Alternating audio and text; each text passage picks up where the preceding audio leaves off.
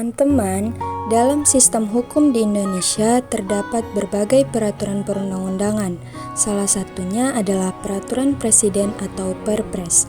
Perpres merupakan aturan yang dibuat oleh presiden untuk menjalankan undang-undang dan mengatur hal penting dalam penyelenggaraan negara. Walaupun terdengar formal, isi Perpres sebenarnya sangat dekat dengan kehidupan kita sehari-hari loh, baik di sekolah, kampus, tempat kerja, maupun di lingkungan masyarakat.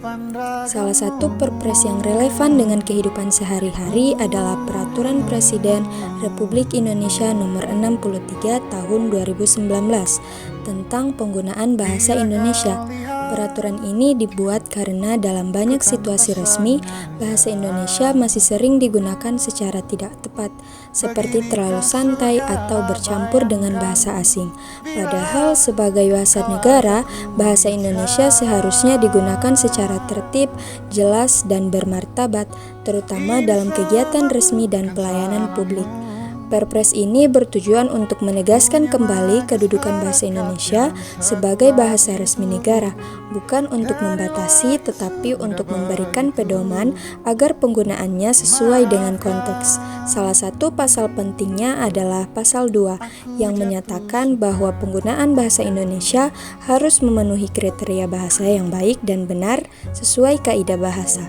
Artinya, bahasa harus digunakan sesuai situasi dan mengikuti aturan kebahasaan seperti ejaan, tata bahasa, dan pilihan kata yang baku. Silvi, aku pas bingung deh mengenai pasal 2 Peraturan Presiden Nomor 63 Tahun 2019. Itu maksudnya apa sih bahasa Indonesia yang baik dan benar? Gampangnya gini Nawa, pasal 2 itu ngajarin kita buat pakai bahasa Indonesia sesuai situasinya dan sesuai aturan bahasa. Maksudnya sesuai situasi itu apa sih? Contohnya kalau lagi ngobrol santai sama teman, pakai bahasa sehari-hari nggak masalah. Tapi kalau bikin pengumuman RT, email kantor, atau pengumuman kampus, bahasanya harus resmi. Oh, jadi kayak pengumuman?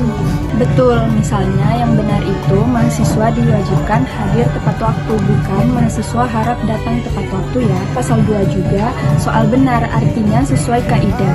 Jadi, ejaannya tepat, kata-katanya baku, dan kalimatnya jelas. Berarti di kehidupan sehari-hari itu kepake pas bikin surat, pengumuman, atau ngomong di acara resmi. Persis, intinya pasal 2 itu mau ngajakin kita biar bahasa Indonesia dipakai dengan sopan, tepat, dan sesuai tempatnya. Nah, melalui pasal 2 ini, pemerintah ingin menumbuhkan kesadaran masyarakat bahwa bahasa memiliki peran penting dalam komunikasi publik.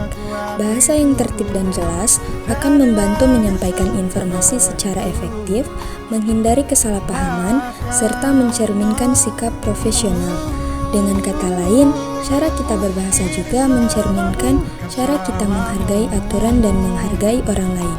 Teman-teman, jadi penerapan pasal 2 Perpres nomor 63 tahun 2019 sebenarnya tidak sulit. Kita bisa memulainya dari hal-hal kecil di sekitar kita, seperti menulis surat resmi dengan bahasa yang baku atau menyampaikan informasi publik secara jelas dan sopan. Dari kebiasaan sederhana inilah, bahasa Indonesia dapat terus dijaga martabatnya sebagai bahasa negara dan identitas bangsa, sekaligus tetap relevan dalam kehidupan sehari-hari. Terima kasih teman-teman semua.